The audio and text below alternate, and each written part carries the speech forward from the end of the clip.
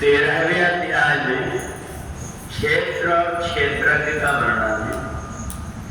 अध्यात्म ज्ञान नित्यत्वम तत्व ज्ञानार्थ दर्शनम एतद् ज्ञान मिति प्रोक्तम अज्ञानम यदतो अन्यः। भगवान कहते हैं ये जीवात्मा परमात्मा का ही अंश है, परंतु यह संसार में जब आता है तो जीव के आसपास माया आकर के उसके ज्ञान को ढक लेती है। और जब ये जीवात्मा माया से ढक जाता है तो अपने आप को पहचान नहीं पाता।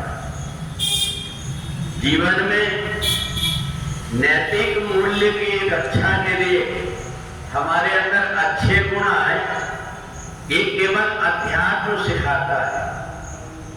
अगर अपने बेटा बेटियों को हमने गीता पढ़ना शुरू करा दिया, रामचरितमानस पढ़ना शुरू करा दिए, तो चाहे जहां पर रहे उनके अंदर नैतिक मूल्य की कीमत उनको पता हो जाएगी। उनको कोई माता पिता देखने नहीं जाएंगे, परंतु उनको परदेश में भी कहीं पर रहे पर उनके अंदर अगर अच्छे गुण हैं, उनमें हमने अच्छे गुणों का संचार कर दिया है, तो उनको देखना नहीं पड़ता, बल्कि वह जो गीता है वह रामचरितमानस वो जब भी लेकर के बैठते हैं तो उनको लगता है कि मेरे को अपने माता पिता की, अपने परिवार की लाज रख करके ऐसा कोई काम नहीं करना जिससे परिवार के लोगों को कष्ट, परिवार के लोगों को नीचे देखना पड़े। ये शिक्षा केवल नैतिक ज्ञान अध्यात्म देता है।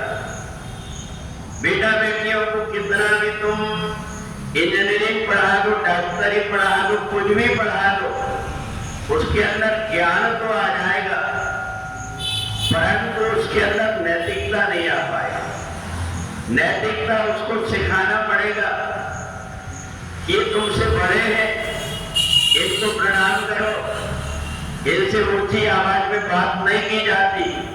ये शिक्षा केवल हमारे अध्यात्म ग्रंथ देते हैं।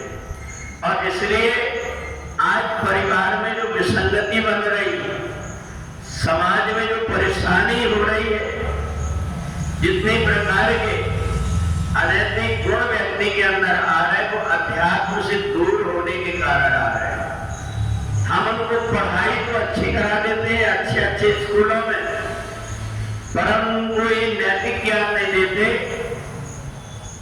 कि पढ़ने के बाद में भाई को, माता पिता को, अपने पड़ोसियों को, अपने से बड़े छोटों को कैसे व्यवहार करना चाहिए, अध्यात्म सिखाता है।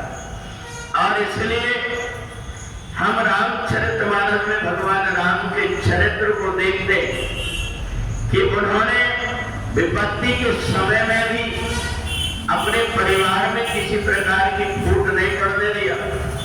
उनके अंदर एक गुण था कि छोटे भाई से कैसे प्रेम किया जाता है।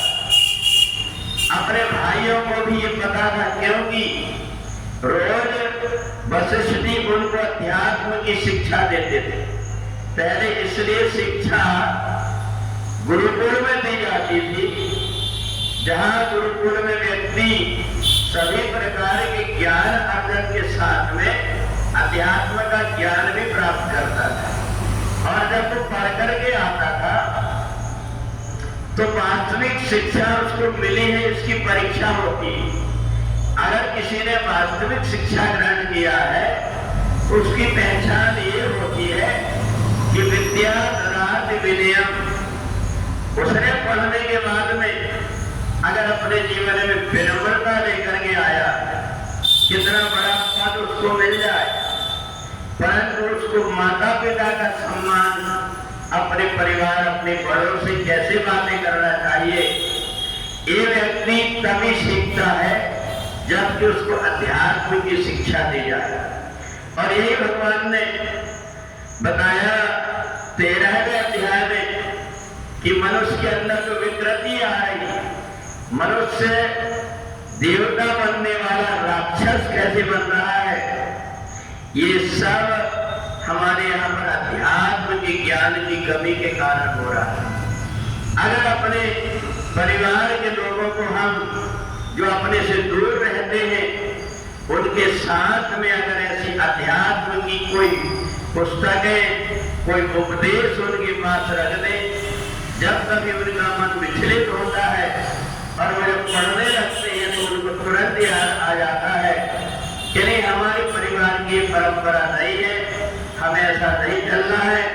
तो इसलिए हमें, अगर हमने अपने परिवार के लोगों को अच्छे संस्कार दिए हैं तो हमें बार बार देखना नहीं पड़ता, चाहे वो देश में रहे चाहे विदेश में रहे, उनके अंदर जो हमने अच्छे गुण दिया है उन गुणों के कारण वो अपनी सब प्रकार से रक्षा कर लेते हैं और अपने जीवन को सुखमय बना लेते हैं।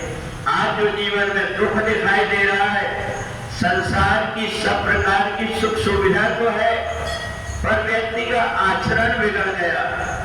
छोटे छोटे बालक नशा के आदी हो गए हैं और इस नशा के कारण अपना परिवार का सबका नुकसान कर रहे हैं।